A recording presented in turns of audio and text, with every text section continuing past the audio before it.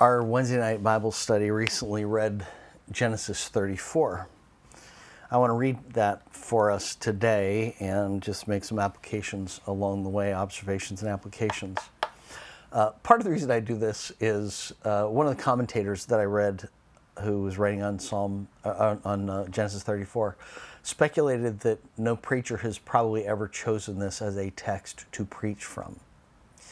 And I understand why. It is one of those stories in the Bible that there's very little obvious that's redemptive about it.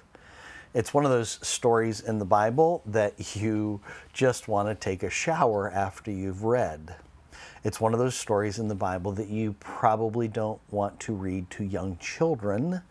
And so if you have young children who are watching this, this may be something to be cautious about.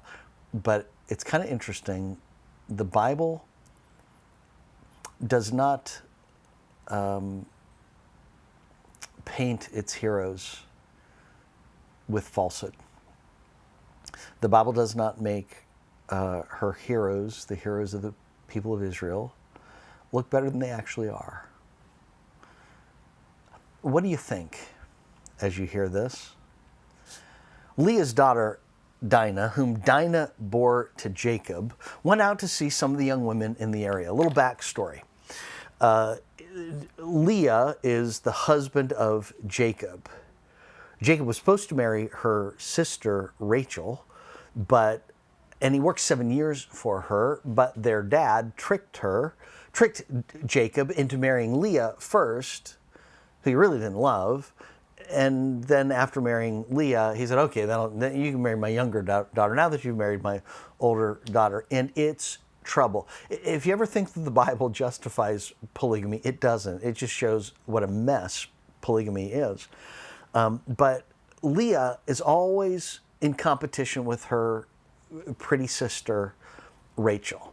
And she's always in competition with Jacob to try to have more children with Jacob, and so this battle's been going on, this relationship, Jacob preferring Rachel, Leah trying to be loved by having more children. All this dynamic is going on, and so I think it's interesting. It begins by saying Leah's daughter Dinah, whom Dinah bore to Jacob. Anyways, you get from the very beginning, you understand Dinah is the daughter of the wife Jacob didn't really want to marry. Dinah is the daughter of the sister who's in competition with Jacob's other wife, and there's competition among them. Dinah's not one of the most loved people in the world, in other words, not the most loved by her dad anyway. When Shechem, the son of Hamor, the Hittite, who was the region chieftain, saw her, he took her and raped her. Now, keep in mind, they're in this place. It's the tribe is so great, they've named the area after them. The Shechem is not just the place, it's also the tribe now. And keep in mind, in the previous chapter, God had told Jacob, go to Bethel, south. Instead, Jacob goes north and west, and he settles in Shechem. Jacob's not supposed to be here in the first place, in other words. He's not gone to where God has told him to go. So he finds himself in this place where I think God probably is directing Jacob so Jacob doesn't find himself in this situation. But she goes out in the area, and that was a very foolish thing to do in that culture, in that generation, in that place. And so this chieftain's son is attracted to her and rapes her. He became infatuated with Jacob's daughter. It's not true love. He's deeply in lust with her. And he loved the girl. No, he didn't. The young girl, and spoke tenderly to her. He was trying to win her affection because she made his heart beat fast. This isn't godly love. In other words, it's a lustful love. Get me this girl as a wife, he told his father. You kind of get the idea of this young man. It's not used to being told no by his dad or anybody else. Okay, entitlement here. When Jacob heard that Shechem had defiled his daughter Dinah, he heard, but since his sons were with the livestock in the field, he remained silent until they returned. That's outrageous. What kind of dad finds out that his daughter has been raped and he's just silent? We're going to see in this passage that Jacob is not the most respectful person. He has some wonderful moments of faith in his life. This is not one of them. He's had some wonderful moments in the past of faith in relationship with God. But it's interesting. This is a time when he's just kind of backsliding. Meanwhile, Shechem's father, Hamor, came to speak with Jacob. Jacob's sons returned from the field when they heard about the incident. They were deeply grieved and very angry, for Shechem had committed an outrage against Israel by raping Jacob's daughter, and such a thing should not be done. Again, sometimes you don't get commentary in the Bible, but this is pointing out what Shechem did was outrageous. The sons are outraged. They have a right to be outraged. They should be outraged. Why isn't Jacob outraged? Hamor said to Jacob's sons, Jacob, not even talking to Jacob. Jacob, for some reason, is wanting hands off. My son Shechem has his heart set on your daughter. Please give her to him as a wife. Intermarry with us. Give us daughters to us. Give our daughters to yourselves. Live with us. The land is before you. Settle here. Move about. Acquire property in it.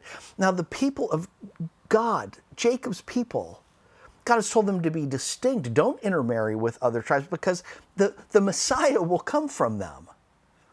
This is a threat not just to morality, but this is a threat because it's a threat to the patriarchal family that will be from whom the Messiah will come.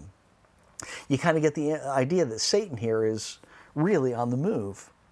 Then Shechem said to Dinah's father, give me this favor and I'll give you whatever you say. Demand of me a high compensation and gift, and whatever you want, ask me. Just give me the girl. Just give the girl to be my wife. But Jacob's sons answered Shechem and his father Hamor deceitfully, because he had defiled their sister Dinah. Oh, we cannot do this thing, they said to them.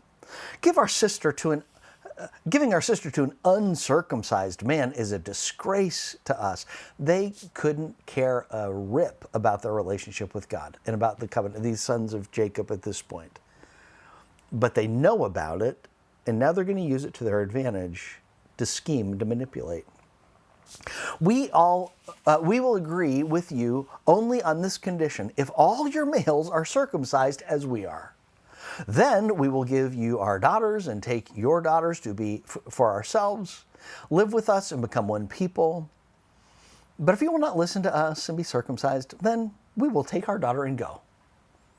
I wonder what Dinah's feeling at this moment. Well, what does she want? Does she care? It doesn't matter. Everybody's out for themselves in this story. Push the pause button. Part of the point that I'm making, that we're going to see in this whole thing, what does it look like to live a secular life?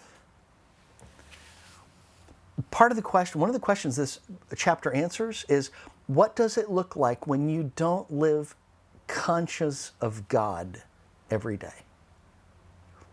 What happens when you live like, I'm just going to make decisions on my own and not appeal to God, not really think about what God wants? That's exactly what's happening here. And the result is everybody's just looking out for themselves. Jacob doesn't want to get involved. The brothers are angry and they want revenge. Shechem just wants his lust fulfilled. Shechem's dad wants to intermarry because he sees that Jacob's family is wealthy, and he sees, you're wondering, why are they so quick to ask Jacob to intermarry? Because he sees the chance for Jacob's wealth to become his wealth, their family wealth. It's a money thing for his motivation. These guys, this is not eye for an eye. The whole purpose of lex talionis, an eye for an eye, is to put limitations on justice. What you can't do more than what is just.